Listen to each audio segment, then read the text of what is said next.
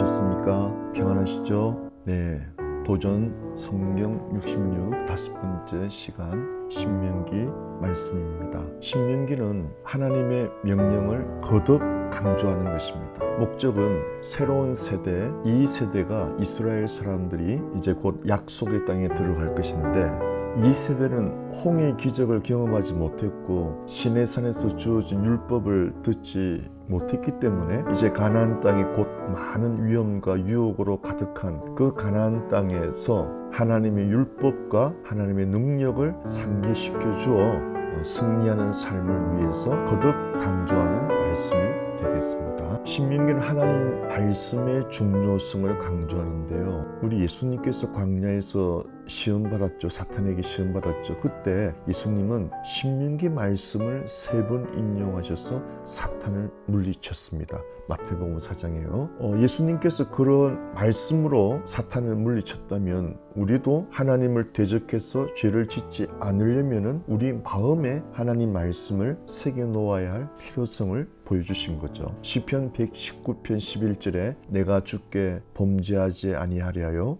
주의 말씀을 내 마음에 두었나이다. 우리가 이 세상을 이기는 비결은 하나님의 말씀을 정기적으로 가까이 해서, 그리고 말씀을 붙들고 기도해서 말씀이 마음에 기록되어야 죄를 이길 수 있다는 거죠. 신명기 5장 10절에 나를 사랑하고 내 계명을 지키는 자에게는 천대까지 은혜를 베푸느니라. 또 신명기 주제는요, 하나님 사랑인데요. 하나님 사랑은 바로 말씀 사랑을 말하는 것입니다. 6장 5절에 너는 마음을 다하고 뜻을 다하고 힘을 다하여 내 하나님 여호와를 사랑하라. 이 말은 마음 다하고 뜻 다하고 힘을 다하여 말씀을 사랑하라. 신명기 33장 3절에 여호와께서 백성을 사랑하시나니, 사랑받는 백성의 모습이 어떤 거죠?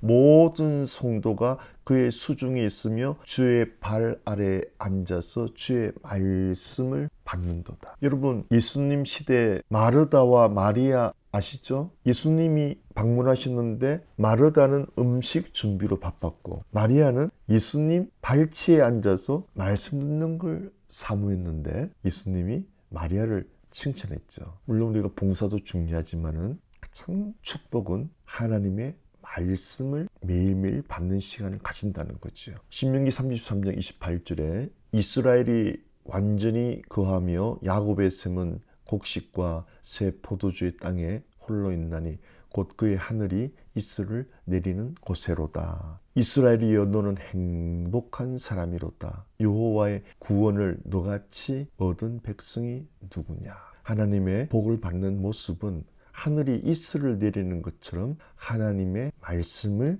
이슬은 매일 새벽에 내리잖아요. 그래서 하나님의 축복을 받는 사람은 매일 하나님의 말씀을 받는 사람들이죠. 그 사람이 너는 행복한 사람이다. 하나님의 구원을 받았을 뿐 아니라 매일 하나님의 사랑을, 하늘에서 이슬이 내리는 것처럼 하나님의 말씀을 매일 받아 먹는 사람이 행복한 사람이라는 거죠. 이슬은 모든 농작물을 잘 자라게 하고 열매를 맺게 하는 동력을 주지요. 이슬은 하나님의 은혜로 비유되고 하나님의 은혜의 이슬을 머금고 사는 성도는 복받은 사람이고 행복한 사람입니다. 하늘의 보물인 이슬은 풀들과 꽃들, 나무들, 돼지들에게 이렇게 말합니다. 나 죽고 너 살라. 그리고 떨어져 죽습니다. 그 이슬로 말미암아 생명을 얻죠. 죽은 이슬은 꽃들로 피어나고 풀들로 피어나고 나무들로 싱그럽게 피어나는 자신을 주고 다른 생명을 꽃피우는 부활 생명인 거죠. 이슬을 하늘의 보물이라고 신명기 33장 13절에 말했죠. 하나님의 은혜는 풀 위에 떨어지는 이슬 같다고 잠언 19장 12절에 말하고 있습니다. 이슬 방울이 모여 물방울을 이루고요. 물방울이 모여서 실개천을, 그리고 냇물을, 강을, 바다를, 그 여정에서 수많은 생명의 젖줄이 형성되는 거죠. 이슬은 하늘에서부터 내려와 만물에게 생명력을 공급하는 것 같이 하나님의 말씀은 우리 하나님으로부터 와서 우리에게 영적 생명, 매일을 사랑하는 힘, 죄를 이기는 능력을 공급해 주시는 것입니다. 하나님 말씀을 물이라고도 하고 이슬, 진리라고 이렇게 상징합니다. 요한복음 17장 17절에 저희를 진리로 거룩하게 하옵소서. 다시 말하면요, 말씀으로 거룩하게 하옵소서. 아버지의 말씀은 진리니이다. 요한복음 1장 1절에 너무나 유명한 말씀이죠. 태초에 말씀이 계시니라. 이 말씀이 하나님과 함께 계셨으니 이 말씀은 곧 하나님이시니라. 여러분, 성경에서 가장 위대한 선포가 창세기 1장 1절, 요한복음 1장 2절입니다. 이것은 어마어마한 선포죠. 태초에 하나님이 천지를 창조하시는데 말씀으로 창조하셨다. 여러분, 우주 만물 창조 역사를 한 문장으로 표현했는데 얼마나 하나님의 말씀의 의미가 깊고 넓은지 보여주잖아요. 끝없이 넓은 우주 속의 지구는 이 지구상의 수많은 모래알 중에 한 알갱이와도 같은데 그 지구조차도 여러분 45억 년 동안 하나님이 쉬지 않고 돌리고 계시는 거예요. 이 어마어마한 우주 만물의 창조를 창세기 1장 1절 한 문장으로 여러분 표현했다면 하나님의 말씀의 크기와 넓이와 높이와 깊이는 얼마나 방대한가를 우리가 상상할 수 있죠. 그래서 하나님 말씀은 날마다 보아도 무궁무진한 은혜와 진리가 생명이 그 안에 감추어져 있는 것입니다. 요한복음 4장 13절에 예수께서 대답하여 가라사대 이 물을 먹는 자마다, 이 물은 세상적인 공급을 말하죠. 세상에서 주는 공급. 근데 세상에서 주는 공급은 항상 바닷물처럼 다시 목마르다는 거죠. 근데 내가 주는 물은, 예수님 주는 물은, 하나님 주시는 물, 말씀을 먹는 자는 영원히 목마르지 아니하리니 나의 주는 물은 그 속에서 영생하도록 솟아나는 샘물이 되리라. 하나님 말씀은 영생수라는 거죠. 우리 속에서 솟아나는 샘물이 되는데 나를 믿는 자는 성경의 이름과 같이, 성경에서 기록된 것과 같이 그 배에서 생수의 강이 흘러나리라. 이는 그를 믿는 자가 받을 성령을 가리켜 말씀하신 것이다. 성령님은 말씀을 해석해주고 적용해주잖아요. 그 성령님을 생수의 강으로 표현하고 있습니다. 하나님의 말씀을 흘러 넘치게 하는 생명력을 성령님이 적용하고 해석해 준다는 거죠. 자, 이제 이슬로 상징되는 말씀의 복을 살펴봅시다. 첫째, 말씀의 복은 생명을 주는 건데요. 신명기 32장 2절에 나의 교훈은 내리는 비요. 하나님의 말씀은 비와 같고 미치는 이슬 같아요. 그래서 연한 풀 위에, 채소 위에 이슬이요 담비니까 생명을 주는 거죠. 요셉에 대하여는 일렀으되 요셉의 복을 이렇게 말하고 있습니다. 원컨대 그 땅이 여호와께 복을 받아 하늘의 보물인 이슬과 땅 아래 저장한 물과. 여러분, 요셉은 12지파 에 속해 있잖아요. 다시 말하면 하나님의 백성을 상징하는 건데 우리도 하나님의 백성이잖아요. 하나님의 백성의 복이 뭡니까? 여호와께 복을 받는 게 뭐죠? 하늘의 보물인 이슬, 땅 아래 저장 물인 바로 하나님의 말씀을 매일 받아 먹는 것이 하나님께 복받은 자라, 이 말이죠. 하나님의 말씀은 우리에게 매일의 생명 주실 뿐 아니고 영원한 생명이 되죠. 두 번째, 말씀의 복은요, 이슬의 복은 우리를 소생하고 마지막에 부활시키는 능력입니다. 이사야 26장 19절에 주의 죽은 자들은 살아나고, 우리가 죽어도 살아난다는 거죠. 우리의 시체들은 일어나리이다. 티끌에 거하는 자들아, 죽어서 먼지가 된 자들아, 너희는 깨어 노래하라. 주의 이슬은 빛난 이슬이니 땅이 죽은 자를 내어 놓으리로다. 여러분, 이슬을 받아가지고 산천초목이 생기를 얻는 것처럼 하나님의 말씀은, 하나님의 말씀이 일어나라 말할 때 죽어서 먼지가 된 우리가 부활한다는 거예요. 할렐루야. 또 말씀의 복입니다. 이 말씀의 복은 뿌리를 내리고 향기를 퍼뜨리고 소성케 하는 건데 미가서 5장 7절에 야곱의 남은 자는 많은 백성 중에 있으리니 그들은 여호와에게로서 내리는 이슬을 갖고 풀이에 내리는 담비 같아서. 계속 반복되는 내용인데요. 그 결과를 한번 볼까요? 호세아 14장 5절에 내가 이스라엘에게 이슬과 같으리니, 이슬, 하나님의 말씀을 받은 하나님의 백성 이스라엘에게 어떤 역사가 일어납니까? 하나님의 말씀을 받으면요, 백합화같이 피겠고 꽃같이 활짝 핀다는 거예요. 아름답게. 우리 인생이 하나님의 말씀을 받으면 아름답게 핀다는 거죠. 레바논 백향목같이 뿌리가 박힐 것이라. 뿌리 내리는 신앙. 어떤 환랑 역경 속에서도 견디는 신앙이 될 것이라. 그 가지는 퍼지며 그 아름다움은 감람나무와 같고 그 향기는 레바논 백향목 같으리니. 아름다움은 여러분, 감람나무는 올리브